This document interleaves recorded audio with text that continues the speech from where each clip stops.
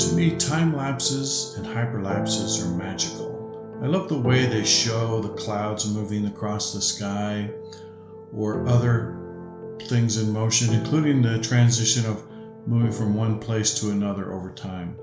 And so I spend a lot of time doing time lapses and hyperlapses. I'm also a stock video creator, and as such, it's fun to do something that I like to do and that also will sell and generate some income for me so that I can buy equipment and have fun making money doing my hobby. But one thing I've noticed is that time lapses are becoming more and more common with a lot of reality TV shows. You know, they want to show a transition between the before and after in a fixer-upper show, or some of the other shows that you see where it goes from one day to the other. And most of the time they do a good job, but a lot of times I'm seeing, even on these professional shows, where they don't get the motion blur right. I'm going to show you two examples. I did two time lapses at the same relative time. One was a little earlier than the other just because I set up one camera and then set up the second camera. I tried to do this vlogging part on the scene, but there were cars passing by, the wind was blowing. It was just too loud to do the vlog part, and so I'm doing that now. But here's an example of how you see a lot of time lapses nowadays. Notice how the cars moving by have this jerky kind of staccato look to them, and that's really not necessary. With one simple change, just adding a neutral, I almost said nuclear destruction, not nuclear destruction filter, but a neutral density filter. Adding an ND filter allows me to slow the shutter down so that I can drag the movement. I can drag the shutter showing the movement across the screen, and it's much more pleasing. So take a look at this one, and now take a look at this one.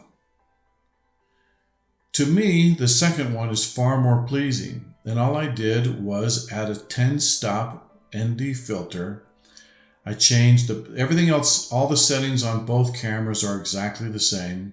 The cameras are different. One's a crop sensor camera and the other one's a full sensor camera. The framing is a little bit different just because I had them set next to each other, and one was at 28 millimeter lens length and the other one was at 24. But they're roughly the same with the exception of the neutral density filter, the ND filter. And as you can see, this one's a lot better. So here's the basic formula. You want to keep the 180 degree rule just like you do with video. If you're shooting 24 frames per second, you want to have the shutter speed at 48. Of course, most cameras don't have 48, so we do 50, which is basically the same. Well, with this, I want to have, if I'm taking a frame every second like you do when you have fast motion, then I want the shutter speed to be half a second. So, and that's what I did here. You can do this with a variable ND filter if it's not so dark, if it's not so bright outside, or you can do it with I have both a a variable ND filter that goes from 2 to 6 stops, and then I have one that's at 10 stops. So I don't have 7, 8, 9. If I can't do it at the 5 or 6 stop range, then I just put on the 10.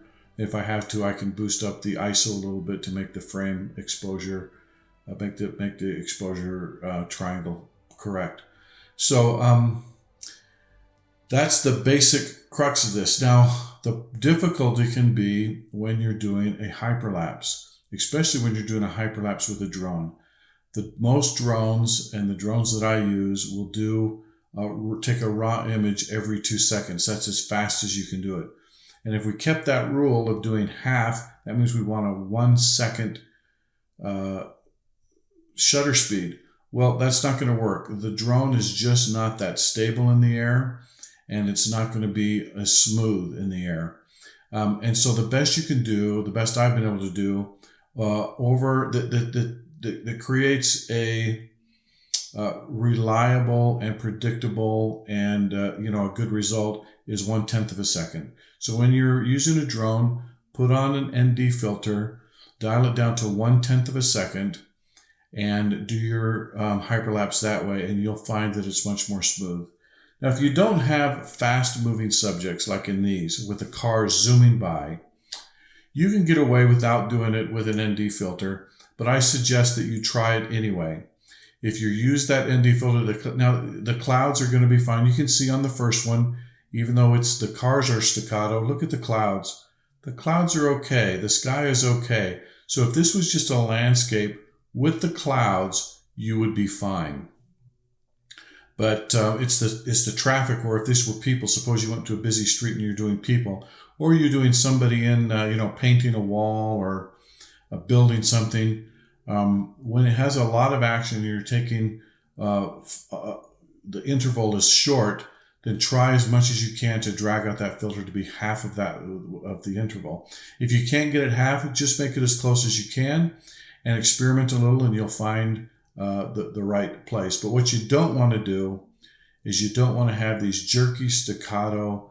They look to me even worse than stop action motion. And you'll find that your time lapses and your hyperlapses are just much more pleasing to the eye. I hope this is helpful. I'm also doing, I'll also show you here, there are ways to animate, even though these were both static and done on a tripod. Each frame is 6,000 by 4,000.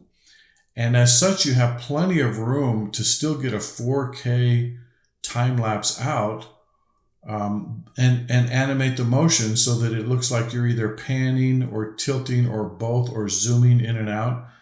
And you can get a lot of different looks from one static time lapse. I'll show you how to do that. It's pretty easy in the next video. Thank you for watching. I appreciate your support. If you're new and you're subscribing, I encourage you to leave me a comment. I'd just like to welcome you and maybe get some ideas from you of what you'd like to hear about next. And happy filming, happy time lapsing, and have a safe summer with your drones this year.